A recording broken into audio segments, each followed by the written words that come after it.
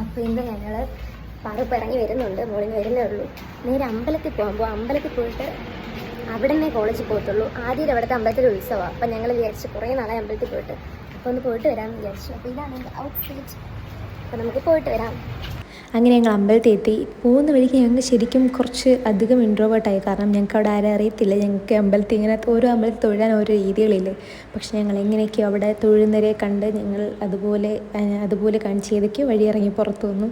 പിന്നെ അത് കഴിഞ്ഞ് കുറിയൊക്കെ തൊട്ട് ഭയങ്കര പീസ്ഫുള്ളായിട്ട് തോന്നി. കാരണം രാവിലെ ഫ്രഷായി അമ്പലത്തിലൊക്കെ പോയി എന്നിട്ട് കോളേജിൽ പോകുന്നൊരു ഫീൽ വേറെ തന്നെയാണ്. അങ്ങനെ ഞങ്ങൾ നേരെ തിരിച്ച് കോളേജിൽ എത്തണമല്ലോ.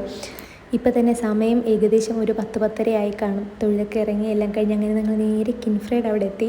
അവിടുന്ന് പിന്നെ ഞങ്ങൾക്ക് പിറ്റേ ദിവസം പ്രസൻറ്റേഷനൊക്കെ ആയിരുന്നു. പിന്നെ നേരെ സാറിനെ പോയി കാണാമെന്ന് ചോദിച്ചു. പോയിട്ട് വന്നൊരു പാഷൻ ഫ്രൂട്ട് ഡ്രിങ്ക് വാങ്ങി കുടിച്ചു. കാരണം രാവിലെ തൊട്ട് ഒന്നും കഴിച്ചിട്ടില്ലായിരുന്നു. അപ്പോൾ നല്ല ദാഹം ഉണ്ടായിരുന്നു. അങ്ങനെ കുടിച്ചു. പിന്നെ നേരെ സാറിൻ്റെ അടുത്തോട്ട് വന്നു. അപ്പോൾ സാറ് കുറച്ച് അധികം സാധനങ്ങൾ നമുക്ക് പ്രൊജക്റ്റിൻ്റെ ആയിട്ട് ഇൻക്ലൂഡ് ചെയ്യാനായിട്ടുണ്ടായിരുന്നു. അപ്പോൾ അതെല്ലാം ചെയ്ത് നല്ല ടെൻഷനിലായിരുന്നു. കാരണം പിറ്റേ ദിവസം പ്രസൻറ്റേഷനാണ്. നമ്മളെവിടെ പോവാ? നമ്മൾ അന്നദാനം കഴിക്കാൻ പോകണത് കോളേജിൽ നമ്മൾ ഇറങ്ങി തിരിച്ചു കഴിഞ്ഞ് കോളേജിൽ തന്നെ വരണം. കാരണം നമുക്ക് പണിയുണ്ട് വന്നിട്ട്. നമ്മുടെ ഒരു കളർ നോക്ക് അവിടെ.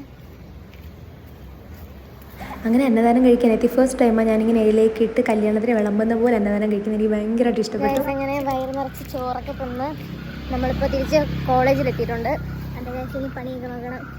ഇനി പ്രൊജക്റ്റിൻ്റെ പണിയുണ്ട്, അതെല്ലാം നോക്കണം. ഓക്കെ, പിന്നെ കാണാം. ബൈ. അങ്ങനെ ഇന്നത്തെ കോളേജ് ഡേയും കഴിഞ്ഞു. അപ്പോൾ ഇനി അടുത്ത ദിവസം കാണാം. അപ്പോൾ ബൈ.